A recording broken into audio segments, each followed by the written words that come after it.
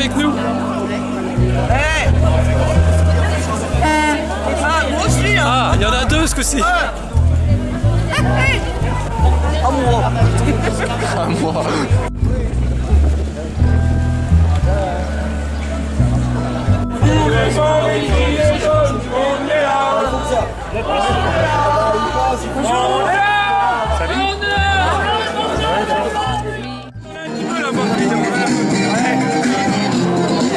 Du fond massif des HLM jusqu'en bas campagne profonde, notre réalité est la même.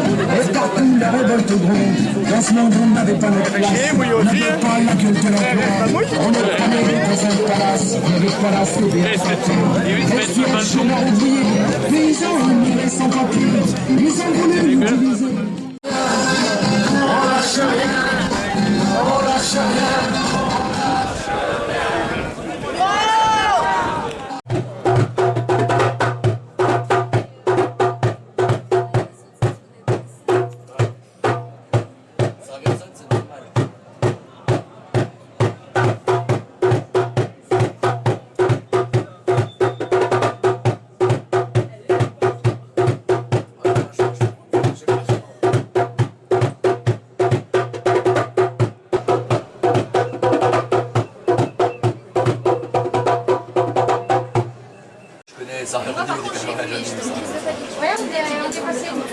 Après, cheval de Troyes, ça parle pas. Je peux faire tout, moi je suis magicien, tout ça, je peux pas encore chanter en plus. Bonjour Mathias. Ça c'est un temps pour aller au Limos. Dictateur, hein, on est bien d'accord, hein. Ouais, si peu, si peu. De ce qu'on m'a rapporté avant-hier lors de la manif fonction publique, l'un de nos camarades d'Ocho. C'est mieux là? Oui, ce que m'a rapporté l'un de nos camarades d'Ocho. Dimanche dernier, donc, j'étais avec des gilets jaunes byzantins sur leur rond-point. Je pense qu'on peut dire leur rond-point parce qu'ils le tiennent vaillamment contre vents et marées depuis le début. Un grand moment de convivialité, donc, autour du film de François Ruffin et Gilles Perret, Je veux du soleil. Et c'est avec ravissement que nous avons pu constater que la relève était assurée en entendant de très jeunes enfants, dans la joie et la bonne humeur, scander nos slogans, chanter nos slogans. Toutefois, ce n'eut pas l'heure de plaire aux forces de l'ordre rassemblées autour du terrain, puisque les parents de ces jeunes enfants, à la fin de la petite fête, regagnant leur voiture, ont été interpellés, puis conduits au poste, avec promesse de transmission du rapport au procureur. N'importe quoi.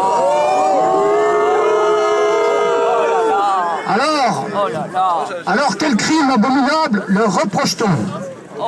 D'avoir laissé leurs enfants scander et chanter nos slogans dans la joie et la bonne humeur, et, pis encore, crime de lèse-majesté, d'avoir osé mimer des poulets caquetants battant des ailes. Je ne suis pas un grand imitateur, mais je vous laisse imaginer la scène.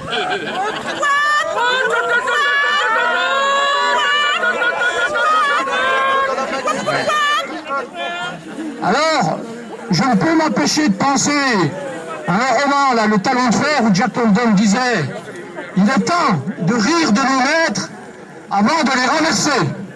Alors rions, les amis. Mais cette situation des plus ubuesques ne doit pas nous faire oublier que tout est prétexte pour casser du gilet jaune. Rions, mais en signifiant aux puissants qu'ils ne nous font pas peur et que leurs tentatives d'intimidation sont vaines. Et ne perdons pas de vue qu'il faudra les renverser parce qu'ils bloquent le chemin vers un monde meilleur. Et pour cela, cette si belle convergence des luttes que nous avons vue le 1er mai ne doit pas rester sans lendemain. Cette convergence des luttes ne doit pas être un vain mot avec lequel certains se gargarisent pour ne pas l'organiser.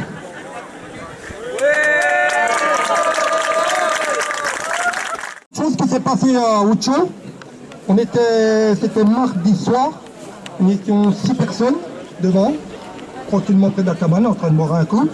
Et d'un seul coup, un tir d'arme à feu a retenti sur la route, 3 voitures qui suivaient.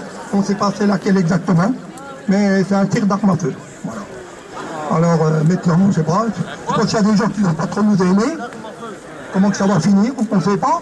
Mais après tout, hein, si ça finit comme ça, ben, vu que les forces de l'ordre sont contre nous, ben, on fera nous-mêmes peut-être la justice. Hein. On sera sûrement obligé. Hein. Voilà, c'est tout ce que j'avais à dire. Allez, puis bonne manif. Il y a d'autres personnes qui veulent causer, vous pouvez. Hein. Bonjour, donc je viens un petit peu dans les manifs depuis quelques mois. Je suis prof dans un lycée, je suis au sein de la coordination des profs en colère. Gilets rouges, c'est un peu... On est en fait pas stylo rouge, on est des gens d'horizons très différents, profs. Et en fait, ce qui est en train de se passer, c'est vraiment très grave au niveau des jeunes. C'est que les réformes de Blanquer sont en train de créer une inégalité territoriale terrible. C'est-à-dire qu'on change tout ce qui se passe au niveau du lycée et les jeunes vont avoir de moins en moins de choix. On leur laisse croire qu'ils vont pouvoir avoir des études extrêmement intéressantes et ça devient vraiment catastrophique pour eux. Et on est tous parents, grands-parents, etc. Et c'est vraiment quelque chose qui va être épouvantable pour eux. Donc je pense qu'il faudrait aussi que ce soit une source de mobilisation parce que la jeunesse, c'est eux qui nous représentent demain, c'est les adultes de demain. Ils sont en colère. Hier, il y avait un appel aux parents d'élèves et aux lycéens de ne pas venir en cours. Sur Besançon, à peu près 80% des jeunes ne sont pas venus pour manifester leur mécontentement.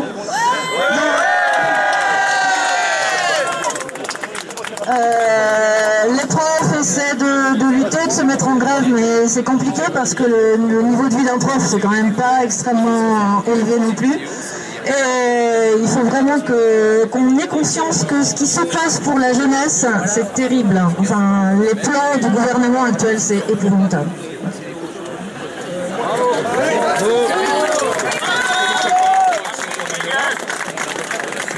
Votre personne veut le causer, vous pouvez, hein. Rien. Bonjour les amis, moi je suis bisontin, j'ai fait le tour de France des Gilets jaunes, je vis en camping-car, donc j'ai fait un peu toute la France au niveau manifestation. On a un gros collectif sur Pertuis à côté d'Aix-en-Provence, donc on sait que nous on vous soutient. Hein. Je voulais vous dire, ne perdez pas espoir. Je suis quand même halluciné ici qu'il n'y ait pas plus de jeunes que ça. Hein. Je vous suis sur internet parce que je suis natif d'ici, mais surtout ne lâchez rien du tout. Parce qu'au-dessus, ils sont en train de trembler, mais énormément. Donc, je vous apporte le courage de toutes les manifestations de France et de tout le sud de la France. Merci.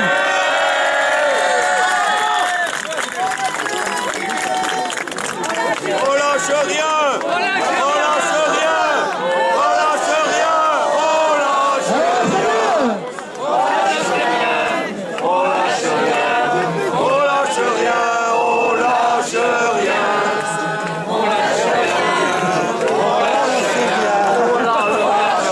Je vais juste vous demander 30 secondes. Donc je tiens à vous remercier en fait jeudi lors de ma garde à vue parce qu'en fait à un moment de mon audition en fait vous arriviez au niveau du trésor public, donc je vous ai vu arriver et ça m'a reboosté, ça m'a donné du courage. Ils ont essayé de me démonter complètement. Tout ce qui a été dit en fait sur moi est complètement arbitraire. Ils ont essayé de faire de l'intimidation. Normalement aujourd'hui je ne dois pas être présent. Ils m'ont conseillé de ne plus être dans les manifs. Donc j'ai répondu que je continuerai le combat, que leur intimidation ne va pas me. Et en fait ils cherchent vraiment à dénigrer certaines personnes. Moi j'ai eu l'occasion, donc bien sûr après le départ de mon avocate, l'OPJ qui était en charge de mon affaire, s'est trouvé que en fait m'a causé de Frédéric, comme quoi il n'avait que ça dans sa vie, les gilets jaunes, qu'il fallait que je quitte le mouvement, qu'il fallait que je ne sois plus à ses côtés, sous peine de répression, d'expulsion, simplement, voilà. Donc il m'a demandé ce que je faisais samedi, je lui ai dit samedi je serai à ses côtés comme à mon habitude, et je continuerai le combat, parce que de toute façon nous sommes méprisés par Donc si un jour ça nous arrive, surtout ne subissez pas leur intimidation, ils font tout pour vous casser vraiment le moral. Quand vous êtes en cellule, moi bon bah voilà, si c'est trouvé que j'étais dans une cellule où c'est que j'ai pataugé pendant 6 heures de temps dans de la pisse, mais j'ai gardé le sourire, ça les a bien fait chier. Juste une petite précision, quand vous arrivez en garde à vue, surtout vous demandez le médecin et un avocat, si vous n'en avez pas, c'est un avocat commis d'office. Et vous stipulez que c'est dans les 2 heures, ils ont 2 heures maximum pour vous les trouver. Donc c'est dans les 2 heures. Donc moi ça les a fait chier en leur expliquant le texte de loi qui leur disait comme quoi c'était dans les moins de 2 heures qu'ils devaient me fournir. Donc résultat, au bout d'1 heure et demie, j'ai eu non seulement le médecin et l'avocat, et ils se sont arrangés tous les deux pour que je fasse pas bien 24 heures de garde à vue. Donc je tiens à les remercier. Et du coup, en fait, ils m'ont montré les vidéos. En fait, ça faisait déjà un moment qu'ils essayaient de me piquer. Tout ça parce que, voilà, les personnes qui sont devant le cortège, on prend pour les autres. Avec la loi anti-casseurs, en fait, il y a une dégradation de voitures qui, soi-disant, j'avais faite. En fait, il n'y a aucune dégradation sur les véhicules. Donc, cette charge n'a pas été retenue par le procureur. Parce qu'avec la loi anti-casseurs, on est tous complices. Donc s'il y a la moindre chose de cassée, on est complice, et puis ils viennent chercher les personnes qui connaissent, et puis voilà. Donc ils jouent beaucoup sur l'intimidation. Je passe moi en correctionnel au mois de novembre, mais il n'y a aucun souci à se faire. Mon avocate, elle a déjà monté le dossier, donc il n'y aura rien du tout. De toute façon, le pire, c'est qu'ils nous montrent les vidéos de la ville, et sur les vidéos de la ville, le pire, c'est que voilà, on voit vraiment qu'il n'y avait pas grand-chose. Tout ce que j'ai fait et qu'ils ont stipulé, c'était un vol à l'arraché. Alors en fait, ce jour-là, c'était le 20 avril, c'était une personne qui avait essayé de foncer dans la foule. Elle s'est ramenée 2 heures après à la préfecture pour prendre des photos de portraits, donc c'est vraiment des visages de certains manifestants pour aller porter plainte. Elle a porté plainte contre moi, sachant qu'elle ne connaissait pas mon nom, mais c'est l'OPJ qui a dû lui donner. Et de ce fait, moi, je lui ai pris son téléphone, je lui ai demandé d'effacer, je lui ai pris son téléphone, j'ai effacé les photos et je lui ai redonné 30 secondes après. Donc pour eux, c'est un vol à l'arraché et destruction de données informatisées personnelles. Alors qu'il y avait 4 photos dessus. Et par contre, je rappelle que tout ce qui est photo, quand vous êtes en manifestation, si une personne vous prend en photo de niveau portrait, vous avez un droit à l'image. Ces personnes-là n'ont absolument pas le droit de vous prendre en photo. Donc c'est pour ça que je l'ai fait dans cet intérêt-là. Quand je lui ai pris son téléphone, c'est parce qu'elle vous avait pris en portrait certaines personnes et qu'elle n'a pas le droit.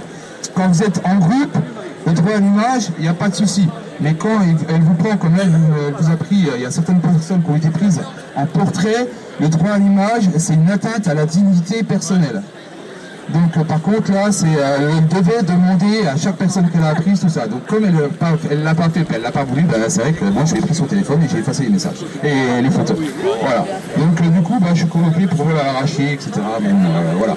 Mais c'était pour protéger en fait les personnes, et puis ça, de toute façon, mon avocate s'en occupe, il n'y aura pas de souci.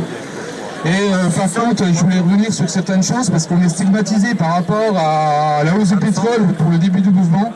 Ils n'ont toujours pas compris, même au niveau de la police nationale, qu'en fait on n'est plus là-dessus, que nos revendications ont évolué déjà depuis le début, parce que maintenant nos revendications c'est quand même social, c'est écologique, c'est la justice, c'est un peu tout.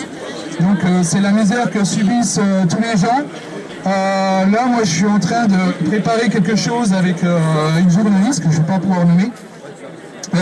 Si jamais vous n'avez pas peur d'être interviewé et puis que vous êtes dans une misère sociale, il me faudrait un petit peu tous les corps de métier. Vous venez vers moi, pour qu'on puisse rentrer en contact. Il me faudrait des retraités, des jeunes qui sont dans la galère, des personnes qui vivent dans le milieu médical dans la galère. Des personnes qui travaillent dans les EHPAD, qui sont dans la galère, toutes ces personnes-là, tous les corps de métier, dans les personnes, ça, de toute façon, je sais que toi tu viendras, il n'y a pas de souci, et il faudrait au moins tous les corps de métier, vous venez vers moi, je prends vos numéros de téléphone, et puis je vous expliquerai ce qu'on va faire, en fait, c'est parce que ça va être une diffusion un petit peu qui va être au niveau national. Et puis qu'on fasse comprendre aux gens qui ne viennent pas avec nous le samedi, aux gens que nous vivons quand même dans un système où c'est qu'il y a un désarroi, une misère individuelle, et que la seule chose qui a pu renaître de cette colère, que nous on se bat depuis le 17 novembre, c'est juste la solidarité, mais que pour l'instant on a été complètement méprisé par notre cher roi, parce que maintenant c'est le roi Macron. Il a été élu président de la République, comme je l'ai dit, maintenant c'est devenu un roi. et demain ce sera nos dictateurs. Donc il faudrait peut-être réveiller un peu la conscience. On glisse doucement, c'est une démocratie déguisée. Donc aujourd'hui ils ont annoncé que le mouvement s'éteignait, que le mouvement du coup ce sera la démocratie aux urnes aux européennes. Donc on a tous le droit de vote, chacun vote ce qu'il veut, mais ne faites pas passer la République en marche, c'est tout ce que je demande. Après, je ne suis pas là pour vous influencer, c'est pas mon intérêt, je m'en fous. Moi personnellement, on ne me considère pas comme citoyen, et comme je ne suis pas un citoyen à leurs yeux, j'ai pas le droit de vote. Donc, de toute façon, j'avais déchiré ma carte électorale, mais je peux pas y voter quand même avec ma pièce d'identité. Mais voilà, par contre, voilà, on va remettre un petit peu, on va rouvrir un petit peu les œillères que les Français ont depuis quelques mois pour montrer que les gens sont toujours dans la souffrance au quotidien, qu'au 14 ou 15 du mois, ils n'ont plus rien, qu'ils font toujours les poubelles, qui vont dans les associations de solidarité alimentaire, que les personnes en situation de handicap, c'est les oubliés de la France. Avant, les oubliés de la France, c'était les personnes qui étaient sans domicile fixe. Maintenant, les oubliés de la France, en fait, c'est le peuple du bas. Et ça, il faut que, justement, les gens qui sont assis là dans leur canapé autour de nous, eh ben, ils s'en rendent compte que ça peut les toucher, que ça touche leurs voisins, que ça touche aussi des personnes de leur famille, des personnes de leur famille qui n'ont même pas le courage d'avouer qu'ils vont chercher une solidarité alimentaire, qui vont demander aux gens certaines choses. Il y en a beaucoup qui n'y vont pas par gêne, par honte aussi, malheureusement. Donc il ne faut rien lâcher. Je sais que ça fait donc 6 mois qu'on se bat en manifestation, 7 mois qu'on a fait la prise des ronds-points, mais ça fait 6 mois quand même, ça fait une demi-année. Ça fait long, on n'est toujours pas écouté, toujours pas entendu, on ne sait pas ce que va devenir l'avenir sur les revendications, mais surtout il faut persévérer. C'est en persévérant que justement on arrivera à quelque chose. On a un bon exemple avec Jardin Rivette qui a gagné une bataille cette semaine, lundi au niveau du tribunal administratif. Donc le travail sont pour l'instant interrompus, et c'est une première bataille, et ces batailles-là, nous, on doit s'en servir pour toutes nos revendications. Eux, ils n'ont rien lâché, ben nous, on lâchera rien non plus. Et la Macronie ne va pas nous faire taire. Voilà.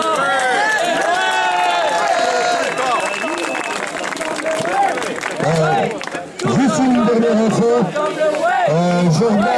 Jordan, qui est donc en prison à la butte avec Pascal, va avoir sa commission qui va passer pour sa libération conditionnelle mardi. Et si c'est positif, il serait libéré en fin de semaine. Voilà. J'avais juste ça à dire, ce serait bien. On croise les doigts et voilà. Donc il y aura sûrement quelque chose organisé. S'il sort le matin, pas trop, on le laisse tranquille. Voilà. Merci. Sur Besançon, donc le samedi 15 décembre, à la fin d'une manifestation place Marula. Donc j'ai voulu défendre un de nos camarades qui était au sol et qui était en train de se faire matraquer par la BAC. Mon seul problème a été de miner, comme quoi je voulais lancer un projectile contre la BAC. Et j'ai eu des mots, j'ai dit flic de merde, bâtard, voilà, tellement j'étais en colère. On m'a emmené donc en garde à vue 48 heures. J'ai été placée en mandat de dépôt 6 semaines. Entre Noël et le jour de l'an, j'ai 2 enfants. J'ai eu la protection de l'enfant sur le dos parce que le procureur a signifié cette demande. Voilà, ça m'a fait énormément de mal. Aujourd'hui, je reviens avec vous et je n'arrêterai jamais le combat parce que ça me tient tellement à cœur et voilà, je suis un peu encore sous le coup, mais 6 semaines en prison pour avoir dit des mots et avoir mimé un geste. J'ai pris 3 mois de sursis. Et je vous explique pas combien me coûte ce passage en justice aujourd'hui. Hein, j'ai plus un sou en poche presque parce que ça me ruine complètement. Et je voulais dire aussi dans la lignée de ce qu'on vit en garde à vue. Hein, on ne nous donne pas nos droits, on ne nous signifie pas qu'on peut voir un médecin, un avocat. C'est toujours à nous de le demander. Et ça, c'est inadmissible. Et j'ai vu des jeunes qui partaient en centre de rétention. Je hurlais en cellule parce qu'ils n'ont aucun droit. On peut pas aller aux toilettes. Ils nous font attendre des heures et des heures. Parfois, on ne mange pas. Ils nous disent, des jeunes femmes flics nous disent, encore toi, sale pute, parce que c'était la 2e fois que je venais, parce que je m'étais fait repérer, parce que j'étais allée embêter le conseil municipal contre l'arrêté anti-mendicité. Donc bien sûr, je suis une militante et quand vous êtes repéré et que vous ouvrez votre gueule, voilà ce qui vous arrive. Donc soyez prudents, mais soyez toujours en colère et vraiment il faut aller plus loin aujourd'hui que chanter, qu'un jour il faut vraiment que tous ensemble, on montre qu'on ne peut pas nous prendre comme ça pour... c'est inhumain ce qui se passe aujourd'hui en France et que c'est la loi contre nos droits. À l'Élysée, à l'Élysée. Tous ensemble, ouais, ouais. Tous ensemble, ouais, ouais. Tous ensemble, ouais, ouais.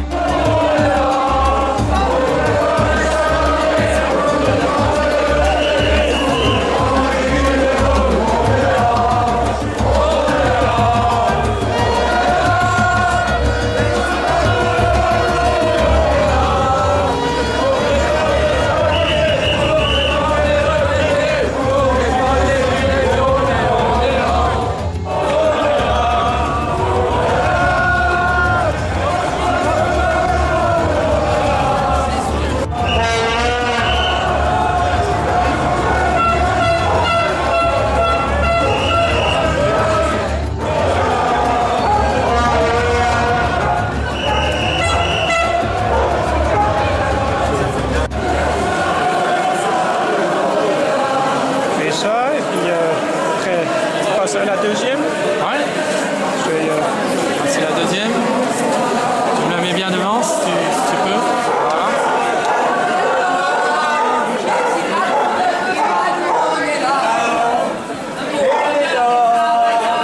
Voilà. Ça c'était le livre. Là, une forme de Bible quoi. Enfin, là c'est que faire en 2022. Bon bah à voir en tout cas.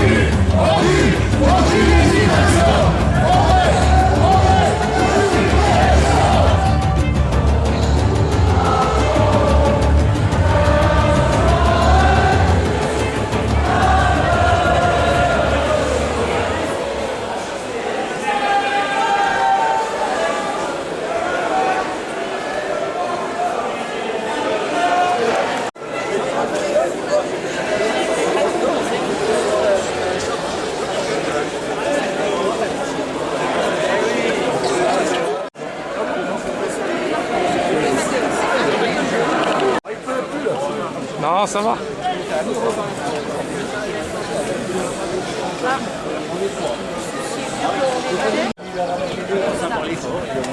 D'accord. Oui, je savais que c'était aujourd'hui.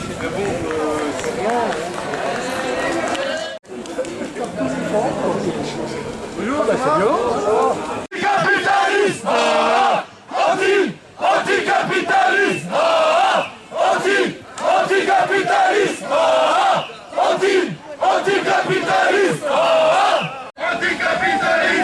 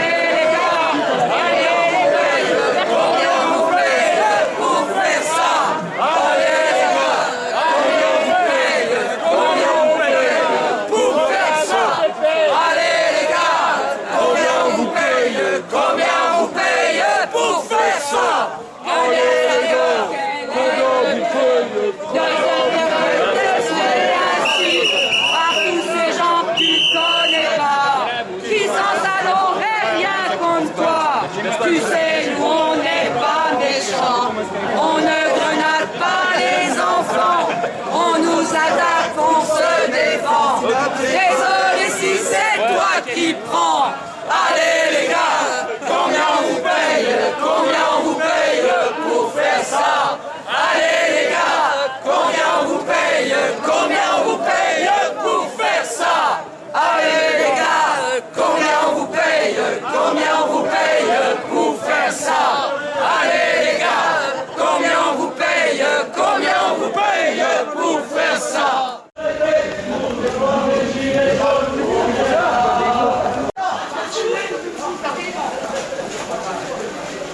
Les photos de cette scène. Ah bah ça oui, ça m'intéresse. Oui, Oui, il n'y a pas de souci. Ils sont rentrés.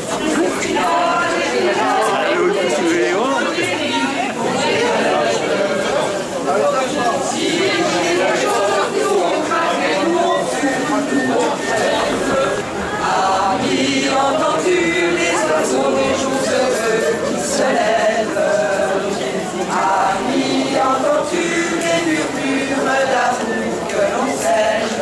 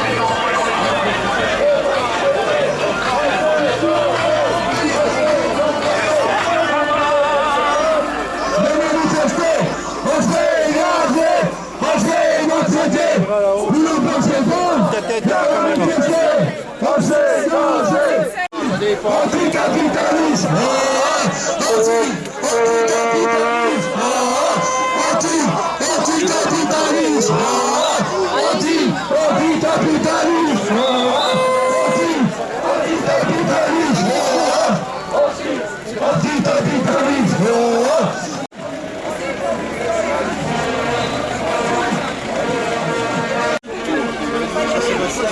Ben, faut pas vous laisser faire.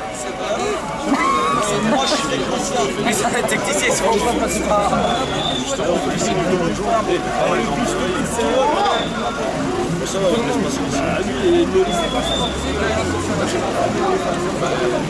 parce que t'es pas sur la bonne voie aussi.